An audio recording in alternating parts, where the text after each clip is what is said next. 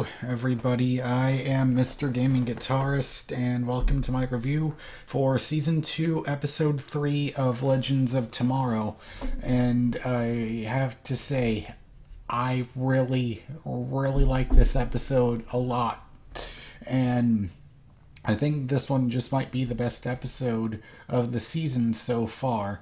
And we'll get into that, but first, of course, I have to mention my spoiler warning. So this will be a full episode review because I will be talking to you as if you have seen the episode. So, of course, if you don't want to be spoiled, then please don't watch this review until after you've seen this episode of Legends of Tomorrow, which was titled Shogun. So, let's get right into this episode. So, I really liked how... So it starts off with Vixen attacking everyone on the Wave Rider, and it's funny how it's almost sort of like symbolism that this is taking place in feudal Japan because she's hiding throughout the Wave Rider, sneaking up on everyone like a ninja. And anyways, I thought it was a cool intro, but they never really explained, or maybe I wasn't paying enough attention, but how exactly did Vixen get back on the Wave Rider if she saw Rex Tyler's dead body, and then she just goes up and how did she find it? I don't think that was ever explained, but anyway, that was a really cool intro where she just knocks out everyone. And yeah, so I like that. And that's also when we find out that Nate is now officially Steel.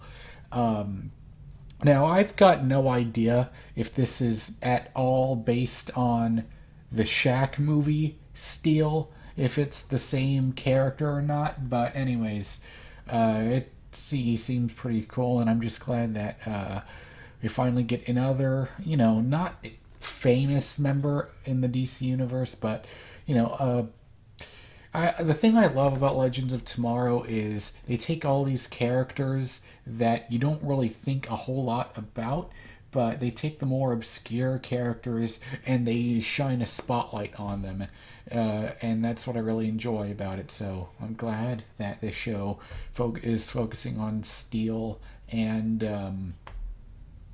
Vixen, two people that, like people like you and me, or I'm going to assume if you're watching this review, you're a big comic book fan.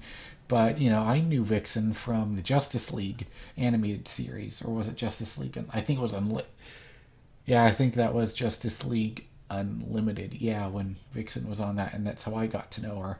So, anyways, I'm just glad that more and more people are getting to know the wonderful world and the vast characters in the DC universe.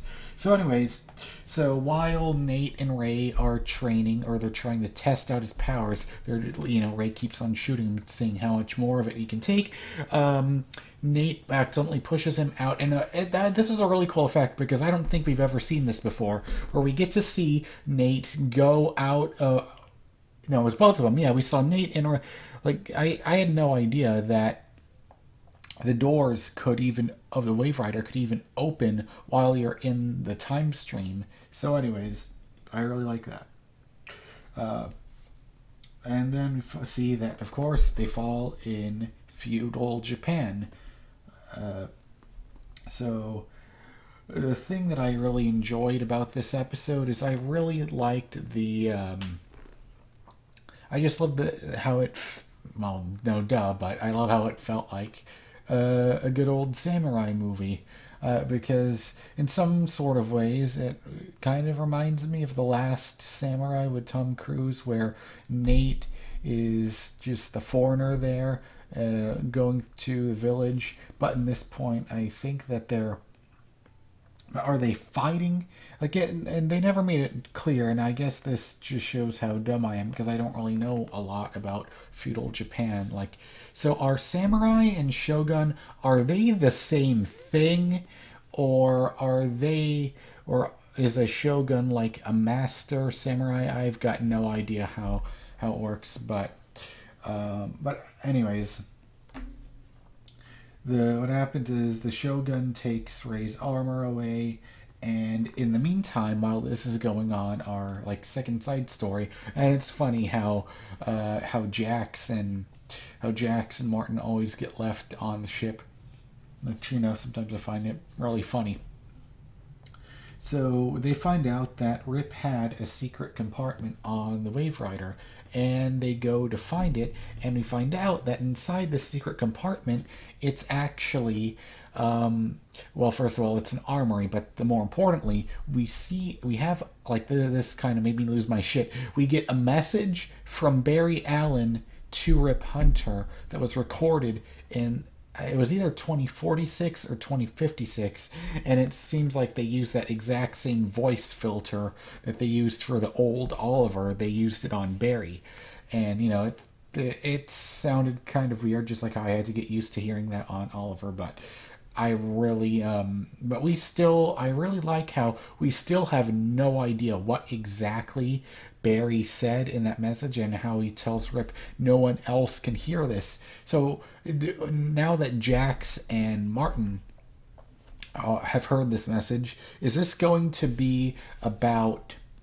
Is this going to be the key leading into the crossover episodes? Do you think this is the key to getting Rip back into the show? But so far, because, at first I was sad that Rip isn't the captain, but I gotta say, I really like seeing Sarah as the new captain. I guess because it kind of reminds me of Captain Janeway from Star Trek.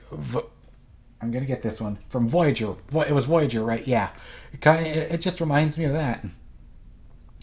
Yeah, because it's funny because when I saw Sarah as the captain, taking charge and and sitting in the pilot's chair piloting the Wave Rider, it's like it felt completely fine and natural to me. So I'm happy seeing this new side of her. So, anyways. But I think the biggest standouts for this episode, like, this really did feel like the first time we got to see a lot of Nate, and I really like the relationship the dynamic that he had between him and, what was it? I think her name is Maseo or something, Maseko, something like that. I forgot what it was, but. I thought that the scenes between him and her were really well made, but I have to say though. Well, actually, no, I'll save that for the end. But I really also liked how we got to see. I really enjoyed the dynamic in this episode between Mick and Vixen. I thought that their banter was fucking hilarious. I thought it was great. How he says, ninjas aren't real. And then he says, I saw it in the movie Three Ninjas. Then she says, what's that? And then I just loved how they kept saying, oh, ninjas aren't real, ninjas aren't real. But then you see at the very end how she gives him throwing star at the end. I of course, like I said, Mick never ceases to always make me laugh and smile, and this episode was no exception. So anyways, but okay, we have to get into this now. I have to say, this episode had some of the best fight scenes of the entire series. Just everything about I love the way they were shot. Because sometimes especially on Arrow, sometimes it feels like the camera cuts way too often. Of course, it's never as bad as the action in Batman Begins, where the camera seems to be cutting every half second. But here, I love how you could see everything that was going on, and I just love seeing the sword. And of course, I'm a sucker for a good sword fight. So that's what I love about this setting. It lends itself to your classic fights with katanas, and I really loved it. I mean, But Sarah was a complete fucking badass in this episode. The way she took those two katanas and she was just slaying like those 6 guys all on her own before they did the double team with Vixen. That I thought that was great. And I also really, but I think I would say the best fight was the fight between, I forget who the main guy is, the guy that Masaya was supposed to marry or whoever it was. I really enjoyed that scene when he was fighting the guy in the armor, and Brandon Routh had some really good scenes here where we don't really see Ray get mad all that often, but you can see like just how pissed he was. He says, I let this guy steal my suit that I worked so hard on, and now I have to train you to destroy it. And that was a great performance from him in this scene. And I really like the fight between him where he says, and Ray had great scenes too, like I'm already talking about that, but I liked how he mentions that when he was talking, I forgot who it was, but the old guy, he said it doesn't matter about what happens to the armor, because the armor can be fixed, it can be replaced, but it's the man who wears the armor that is more important. That was great.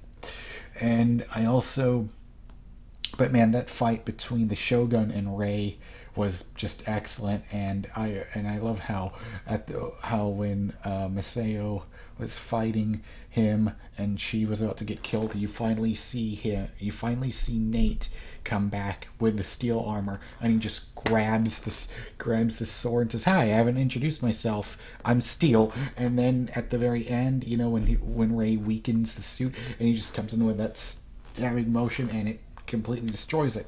So one thing I have to say is I really hope that because of course we all know Ray is going to get the Atom suit again, but I want to see him shrink more often, because that's such a signature thing of that the Atom is.